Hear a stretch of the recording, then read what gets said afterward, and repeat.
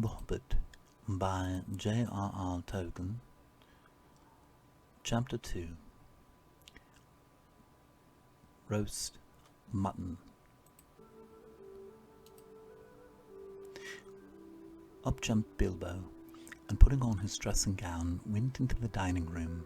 There he saw nobody, but all the signs of a large and hurried breakfast. There was a fearful mess in the room, and piles of unwashed crocks in the kitchen. Nearly every pot and pan he possessed seemed to have been used. The washing up was so dismally real that Bilbo was forced to believe the party the night before had not been part of his bad dreams, as he had rather hoped. Indeed, he was really relieved after all to think that they had gone without him, and without bothering to wake him, but with never a thank you, he thought. And yet, in a way, he could not help feeling just a trifle disappointed. The feeling surprised him. "Don't be a fool, Bilbo Baggins," he said to himself, "thinking of dragons and all that outlandish nonsense at your age." So he put on an apron, lit fires, boiled water, and washed up. Then he had a nice little breakfast in the kitchen before turning out the dining room. By that time the sun was shining, and the front door was open, letting in a warm spring breeze. Bill began to whistle loudly and to forget the night before. In fact, he was just sitting down to a nice little second breakfast in the dining room by the open window when in walked Gandalf. "My dear fellow," said he, "whenever are you going to come? What about an early start? And here you are having breakfast, or whatever you call it, at 10:30. They left you the message because they could not wait." "What message?" said poor Mr. Baggins, all in a fluster. "Great elephant," said Gandalf. "You were not at all yourself this morning. You had never dusted the mantelpiece." "Well, what's that got to do with it? I've had enough to do with washing up for 14. "If you had dusted the mantelpiece, you would have found this just under the clock," said Gandalf, handing Bilbo a note, written, of course, on his own notepaper. And this is what it read: "Thorin Company to Burglar Bilbo. Greetings. For your hospitality, our sincerest thanks, and for your offer of professional assistance, our grateful acceptance.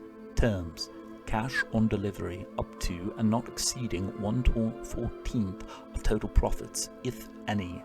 All travelling expenses guaranteed in any event. Funeral expenses to be defrayed by us or our representatives, if occasion arises and the matter is not otherwise arranged for. Thinking it unnecessary to disturb your esteemed repose, we have proceeded in advance to make requisite preparations, and I shall await your respected person at the Green Dragon Inn, Bywater, at 11 a.m. sharp, trusting that you will be punctual. We have the honour to remain, yours deeply, Thorin and Company." "Well, that leaves you just 10 minutes. You'll have to run," said Gandalf. "But," said Bilbo. "No time for it," said the wizard. "But," said Bilbo again. "No time for that either. Off you go." To the end of his days, Bilbo could never remember how he found himself outside, without a hat, walking stick, or any money, or anything that he usually took when he went outside, leaving his second breakfast half finished and quite unwashed up, putting his keys into Gandalf's hands and running as fast as his furry feet could carry him down the lane, past the great mill, across the water, and then for a whole mile or more. Very puffed he was when he got to Bywater, just on the stroke of 11, and found he had come without a pocket handkerchief. "Bravo," said Balin, who was standing at the inn door looking out for him. Just then all the others came round the corner of the road from the village. They were on ponies, and each pony was slung about with all kinds of baggages, packages, parcels, and paraphernalia. There was a very small pony, apparently for Bilbo. "Up you two get, and off we go," said Thorin. "I'm awfully sorry," said Bilbo, "but I've come without my hat, and I've left my pocket handkerchief behind, and I haven't got any money, and I didn't get your note until after 10:45 to be precise." "Don't be precise," said Dwalin, "and don't worry. You'll have to manage without pocket handkerchiefs and a good many other things before you get to your journey's end. As for a hat, I've got a spare hood and cloak in my luggage." And that's all they came to start, jogging off from the inn one fine morning, just before May, on laden ponies, and Bilbo was wearing a dark green hood, a little weather-stained, and a dark green cloak borrowed from Dwalin. They were too large for him, and he looked rather comic. What his father Bungo would have thought of him, I daren't think. His only comfort was he couldn't be mistaken for a dwarf, as he had no beard. They had not been riding very long when up came Gandalf, very splendid on a white horse. He had brought a lot of pocket handkerchiefs and Bilbo's pipe and tobacco. So after that, the party went along very merrily, and they told stories and sang songs as they rode forward all day, except of course when they stopped for meals. These didn't come quite as often as Bilbo would have liked them, but he still began to feel the adventures were not so bad after all. At first they had passed through Hobbit lands, a wild, respectable country inhabited by decent folk, with good roads, and in it too, and now and then a dwarf or farmer ambling by on business. Then they came to lands where people spoke strangely and sang songs Bilbo had never heard before. Now they had gone far into the lone lands, where there were no people left, no inns, and the roads grew steadily worse. Not far ahead were dreary hills, rising higher and higher, dark with trees. On some of them were old castles with an evil look, as if they had been built by wicked people. Everything seemed gloomy, for the weather that day had taken a nasty turn. Most of it had been as good as May can be, even merry tales, but now it was cold and wet. In the lone lands they had to camp when they could, but at least it had been dry. To think it will be soon June, grumbled Bilbo as he splashed along beyond the others in a very muddy track. It was tea time. It was pouring rain, and it had been all day. His hood was dripping into his eyes, his cloak was full of water, the pony was tired and stumbled on stones. The others were too grumpy to talk. And I'm sure the rain has gotten to the dry clothes and into the food bags, thought Bilbo. Bother burgling and everything to do with it. I wish I was at my home, in my nice Hobbit hole. It was not the last time that he had wished for that.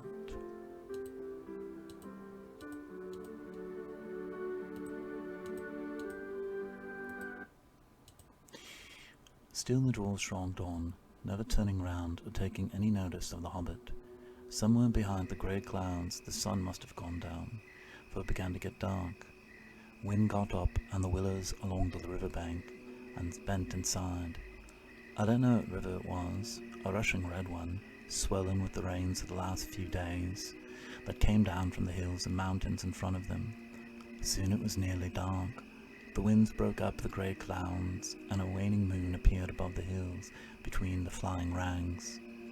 Then they stopped, and Thorin muttered something about supper, and where shall we get a dry patch to sleep upon. Not until then did they notice that Gandalf was missing. So far he had come along all the way with them, never saying if he was in the adventure, merely keeping them company for a while. He had eaten the most, talked the most, and laughed the most, but now he simply was not there at all. Just when a wizard would have been most useful too, groaned Dori and Nori, who shared the hobbits' views about regular meals, plenty and often. They decided in the end that they would have to camp where they were. So far they had not camped before on this journey, and though they knew that they would soon have to camp regularly when they were among the misty mountains and from the lands far from respectable people, it seemed a bad wet evening to begin on.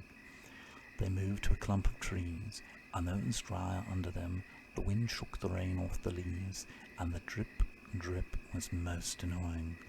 Also, the mischief seemed to have gotten into the fire. Dwarves can make a fire almost anywhere out of almost anything, wind and no wind, but they could not do it that night, not even Owen and Glowen, who were especially good at it. Then one of the ponies took a fright at nothing and bolted. He got into the river before they could catch him, and before they could get him out again, Fili and Kili were nearly drowned, and all the baggage that he carried was washed away off of him. Of course, it was mostly food, and there was mighty little left for supper, and less for breakfast. There they all sat glum and wet and muttering, while Owen and Glowen went on trying to light the fire, and quarrelling about it. Bilbo was sadly reflecting that adventures were not all pony rides and May sunshine, when Balin, who was always their lookout man, said, "There's a light over there."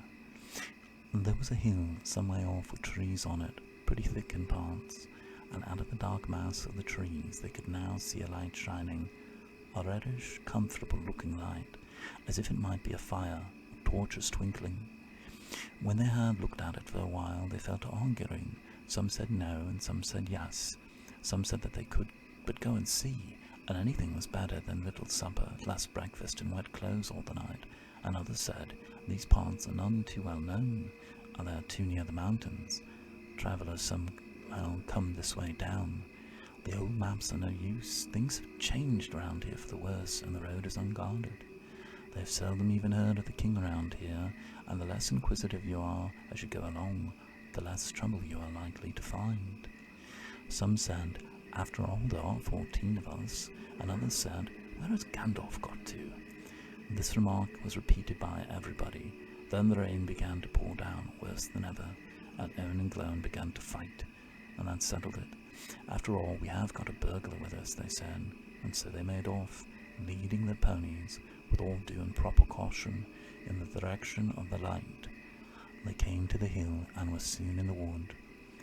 Up the hill they went, but there was no proper path to be seen, such as might lead to a house or a farm, and do what they could make a deal of rustling and crackling and creaking, and a good deal of grumbling and drafting as they went through the trees in the pitch dark. Suddenly the red light shone out very bright through the tree trunks not far ahead. Now it is the burglar's turn, they said, meaning Bilbo. You must go on and find all about that light, and what it is for, and if all is perfectly safe and canny, said Thorin to the Hobbit, now scuttle off, and come back quick, if all is well. If not, come back if you can, and if you can't, hoot twice like a barn owl, and once like a screech owl, and we'll do what we can. Of course, Bilbo had to go. Before he could explain, he could not hoot even once like any kind of owl, any more than fly like a bat. But at any rate, hobbits can move quietly in the woods, absolutely quietly.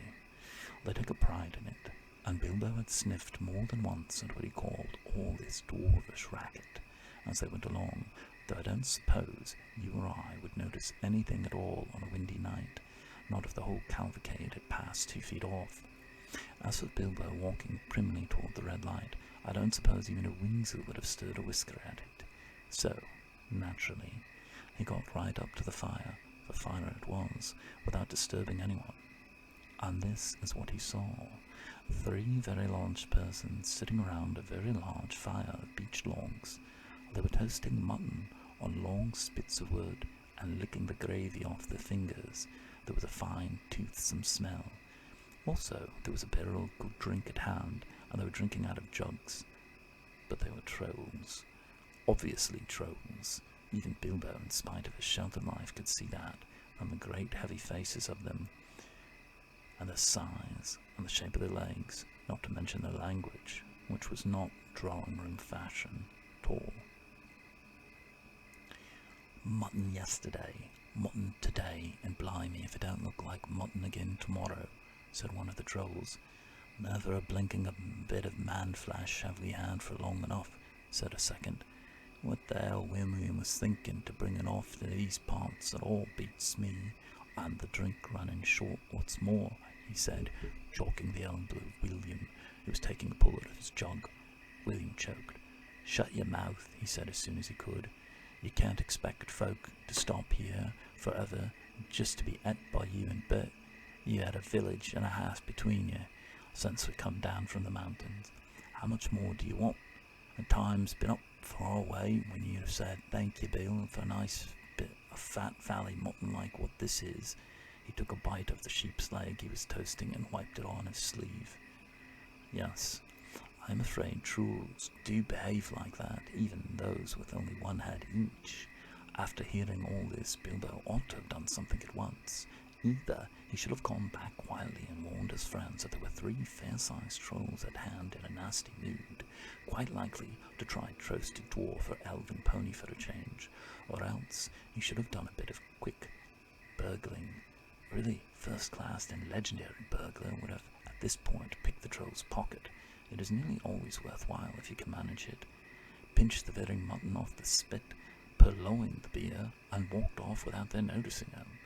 Others more practical, but with less professional pride, would have perhaps stuck a dagger into each of them before they observed it. Then the night could have been spent cheerily. Bilbo knew it. He read a good many things he had never seen or done, and he was very much alarmed as well as disgusted. He wished himself 100 miles away, and yet somehow he could not go straight back to Thorn and Company empty-handed. So he stood and hesitated in the shadows of the various burglarious proceedings he had just heard of picking the Troll's pockets.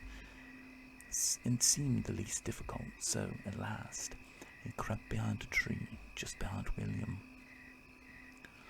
Bert and Tom went off to the barrel. William was having another drink.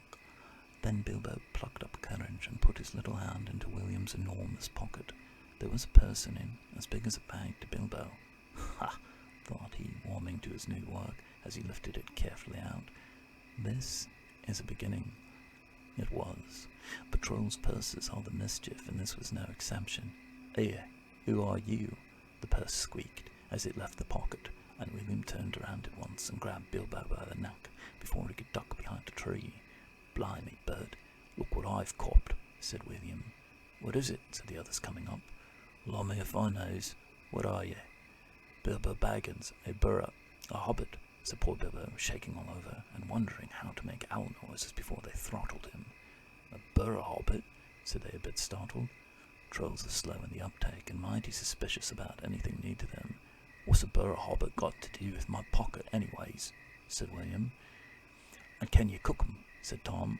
You can try, said Bert, picking up his skewer. He wouldn't even make a mouthful, said William, who had already had a fine supper, not when he was skinned and boned. Perhaps they're more like 'em around, and we might make a pie, said Bert. Here you, are there any more of your sort sneaking in these woods, you nasty little rabbit? Said he, looking at the hobbit's furry feet, and he picked him up by the toes and shook him. Yes, lots, said Bilbo, before he remembered not to give his friends away. Oh, none at all, not one, he said immediately afterwards. What do you mean? Said Bert, looking at him right away, picking him by the hair this time. What I say, said Bilbo, gasping, and please don't cook me, kind sirs. I am rather a good cook myself, and I cook better than I cook, if you see what I mean. I'll cook beautifully for you, a perfectly beautiful breakfast for you, if only you won't have me for supper. Poor little blighter, said William. He had already had as much supper as he could hold, and also had lots of beer. Poor little blighter. Let him go. Not till he says what he means by lots and none at all, said Bert. I don't want to have my throat cut in my sleep, hold his toes to the fire till he talks. I won't have it, said William. I caught him anyway. Well, you're a fat fool, William, said Bert, as I've said before this evening, and you're a lout. And I won't take that from you, Bill Huggins, said Bert, and he put his fist in William's eye. And then there was a gorgeous row. Bilbo had just enough lids wet when Bert dropped him on the ground to scramble out of the way of their feet before they were fighting like dogs, and calling one another all sorts of perfectly true and applicable names in very loud voices. Soon they were locked in one another's arms and rolling nearly into the fire, kicking and thumping, while Tom whacked them both with a branch to bring them to their senses, and that of course only made them madder than ever. And that would have been the time for Bilbo to have leave, but his poor little feet had been very squashed in Bert's big paw, and he had no breath in his body, and his head was going round and round, so there he lay, panting, just outside the circle of firelight. Right in the middle of the fire, up came Balin. The dwarves had heard noises in the distance, and after waiting for some time for Bilbo to come back, with a hoot like an owl, they started off one by one to creep toward the light as quietly as they could. No sooner did Tom see Balin come into the light than he gave an awful howl. Trolls simply detest the very sight of dwarves, uncooked. And Bert and Bill stopped fighting immediately, and sack Tom quick, they said, before Balin, who was wondering what in all this commotion Bilbo was, knew what was happening. A sack was overhead, and he was down. There's more to come, said Tom, or I might be mistook. Lots and none at all it is, said he. No burra hobbits, but a lot of these here dwarves. That's about the shape of it. I reckon you're right, said Bert, and we'd best get out of the light. And so they did. With sacks in their hands, they used for carrying off mutton and other plunder. They waited in the shadows, as each dwarf came up and looked in the fire, at the spilled drugs and the gnawed mutton in surprise. Pop went a nasty, smelly sack over his head, and he was down. Soon Dwalin lay by Balin, and Fili and Kili together, and Dory and Nori and Ori all in a heap, and Owen and Glowin and Bifur and Boffur and Bombur piled on comfortably near the fire. "That'll teach him," said Tom, for Biffa and Boffa had given a lot of trouble and fought like mad, as dwarves will when cornered. Thorn came last, and he was not caught unawares. He came expecting mischief, and didn't need to see his friend's legs sticking out of the sacks to tell him that things were not all well. He stood outside in the shadows some way off and said, "What's all this trouble? Who's been knocking my people about?" "It's trolls," said Bilbo from behind a tree. They had forgotten all about him. "They're hiding in the bushes with sacks," said he. "Oh, are they?" said Thorin, and he jumped forward to the fire before they could leap on him. He caught up a big branch, all on fire at one end, and bird guarded that end in his eye before he could step aside. That put him out of the battle for a bit. Bilbo did his best. He caught hold of Tom's leg as well as he could, and it was thick as a young tree trunk, but he was sent spinning up into the tops and bushes when Tom kicked the sparks up into Thorin's face. Tom got the branch in his teeth for that and lost one of his front ones. It made him howl, I can tell you. But just at that moment, William came up behind and popped a sack right over Thorn's head down to his toes. And so, the fight ended. A nice pickle they were all in now, all neatly tied in sacks with 3 angry trolls and 2 with burns and bashes to remember sitting by them, ordering whether they should roast them slowly or mince them fine and boil them, or just sit on them one by one and squash them into jelly, and Bilbo up in a bush with his clothes and his skin torn, not daring to move, for fear they should hear him. Thus ends the next part of the Bedtime Stories selection, part 1 of chapter 2 of The Hobbit.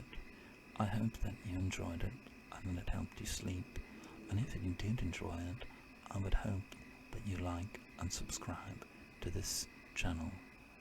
Thank you, and have a lovely evening.